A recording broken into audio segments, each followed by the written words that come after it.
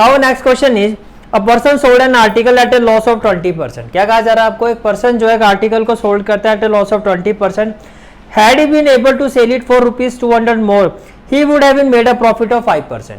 अब क्वेश्चन में पूछा जा रहा है accordingly what is the cost price of that article. तो देखो first of all sold an article at a loss of 20%, तो 20% का लॉस हो रहा है, तो 20% का लॉस होने का मतलब ये हो गया 80%।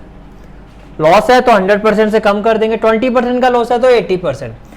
फिर आपको कहा जा रहा है had he been able to sell it for ₹200 more he would have made a profit of 5%। तो 100 में अगर प्रॉफिट है तो 100 में ऐड कर दो, 5% का प्रॉफिट है तो ये हो गया 105%, ये हो गया 105%। अब 80% से 105% जाने पर कितने का प्रॉफिट होता है in terms of rupees, according to the question 200 rupees का प्रॉफिट होता। ठीक है ना, अगर 200 रुपए ज्यादा में बेचता तो उसको 5% का प्रॉफिट होता, तो ये हो गया 105%। अब सीपी आपको फाइंड करना, सीपी का मतलब होता है 100% वैल्यू आपको फाइंड करनी है।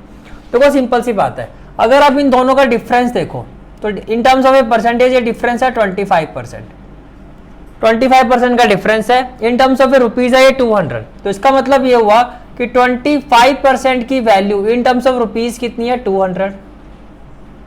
तो हमें 100% की value in terms of rupees that is CP find करना है।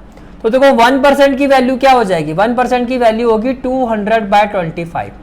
इट मीन्स 100% की वैल्यू क्या होगी 100%, दैट इज 200/25 इंटू 100। तो आपका आंसर क्या होगा, तो जो रिक्वायर्ड सीपी है वो होगा 800 रुपीज।